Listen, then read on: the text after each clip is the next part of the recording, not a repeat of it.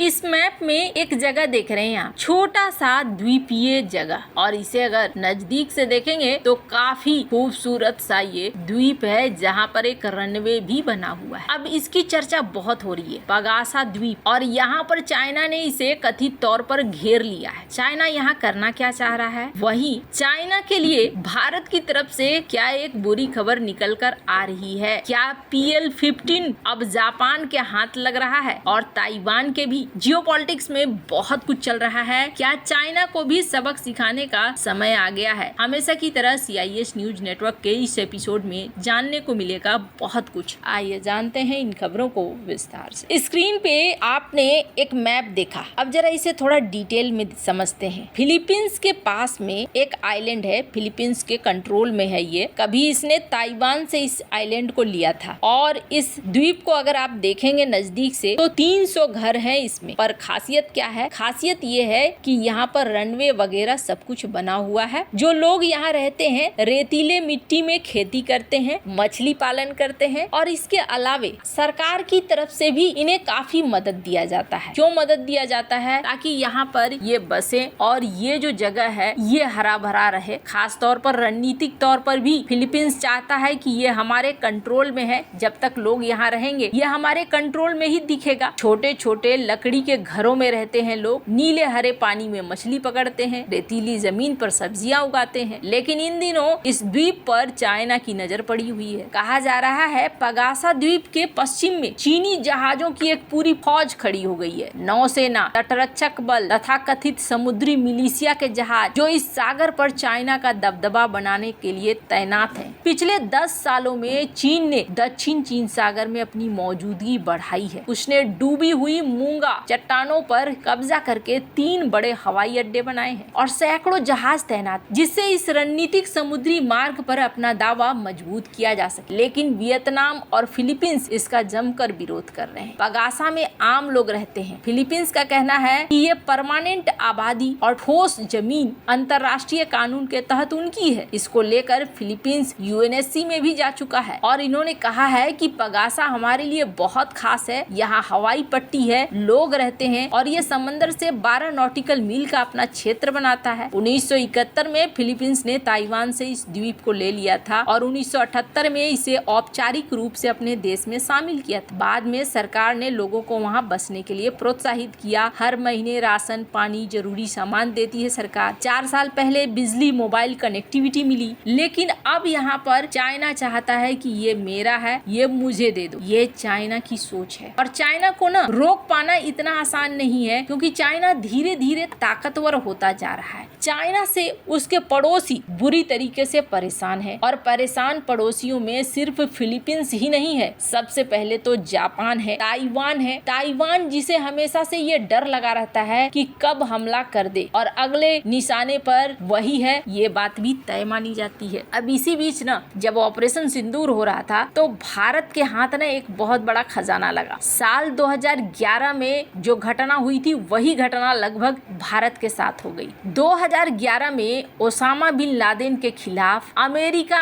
Operation चला रहा है, ऑपरेशन नेपच्यून स्पीयर। इस ऑपरेशन के दौरान एक अमेरिकी ब्लैक हॉक हेलीकॉप्टर पाकिस्तान में दुर्घटनाग्रस्त। माना जाता है कि जब ये पाकिस्तान में गिरा तो पाकिस्तान ने इसके मलबे को चीनी इंजीनियरों के साथ साझा कर लिया, जिससे चीन को अमेरिका के स्टील्थ टेक्नोलॉजी को पढ़ने का, रिसर्च करने का अवसर मिला। इस घटना ने वैश्विक रक्षा समुदाय में एक हलचल मचा दी थी, क्योंकि ये दिखा था कि किस तरीके से पाकिस्तान से टेक्नोलॉजी चला गया चाइना के हाथ में और अमेरिका कुछ भी नहीं कर पाया। अब चाइना के साथ भी कुछ वैसा ही सीन हो गया। हमने आपको शुरुआती दौर पर कहा था कि भारत के राफेल को मारने के लिए PL-15 मिसाइल को इन्होंने लॉन्च किया था। PL-15E मिसाइल जिसको चाइना के लोगों ने बड़ी तारीफ करी थी। ये तो मार कर गिरा देगा, ये तो अजय है, इसे तो रोका नहीं जा सकता है, ये तबाही मचा देगा भारत। और ऐसा ही कुछ पाकिस्तान ने भी सोचा था कि हमने तो खूब खरीदा है, एक beyond visual range air to air missile है, मतलब कि काफी दूर से इसे दागा जा सकता है, तो हम भारत के अंदर तबाही मचाएंगे। और इस वजह से इन मिसाइलों का इस्तेमाल भी किया गया। पाकिस्तानी सीमा से लगभग 100 किलोमीटर दूर पंजाब के होशियारपुर में इसे दागा गया। जब इसे दागा गया तो ये होशियारपुर में गिरा 7 से 9 मई 2025 को। जब 7 से 9 मई को जब बड़ी लड़ाई होनी शुरू हुई तो इस घटना ने दुनिया का ध्यान आकर्षित कर लिया। क्यों? चाइना के सबसे एडवांस हथियारों में से एक है PL-15E। अब जैसे ही ये भारत को मिल गया, इसमें से कई ऐसी मिसाइलें थी जो जैसे मारी गई थी वैसे ही थी, यानी इसमें कोई नुकसान नहीं हुआ था, पूरी की पूरी थी। सिर्फ मलबा नहीं, पूरी मिसाइल ही बरामद हो गई। अब दुनिया भर का ध्यान आने लगा। जापानी रडार इंजीनियर, इलेक्ट्रॉनिक युद्ध विशेषज्ञ अब चाहने लगे कि हमें ये वाला डेटा दे दो। चूंकि जो बरामद की गई थी PL-15E मिसाइलें वो लगभग बरकरार थी, यानी इनके प्रपल्सन सिस्टम को आसानी से पढ़ा जा सकता था, समझा जा सकता था। Data link, inertial reference unit, AESA radar seeker ये तबाह नहीं हुए थे। यानी ये एक ऐसा खजाना था, पूरा का पूरा हाथ लग गया था और इसको लेकर DRDO ने इसकी जांच करनी शुरू कर दी। अब जैसे ही रिवर्स इंजीनियरिंग की तरफ बढ़ने लगी, इनकी कमजोरियों का आकलन किया जाने लगा। अब कहा जा रहा है कि फाइव आइज ने मांगा था, फिर जापान ने मांगा। कथित तौर पर जापान को इस डेटा तक पहली बार पहुंच दी गई है, यानी इस मलबे का जो भी अध्ययन हो रहा है उसका इस्तेमाल अब जापान कर सकेगा। जापान अपने मिसाइलों को मजबूत कर पाएगा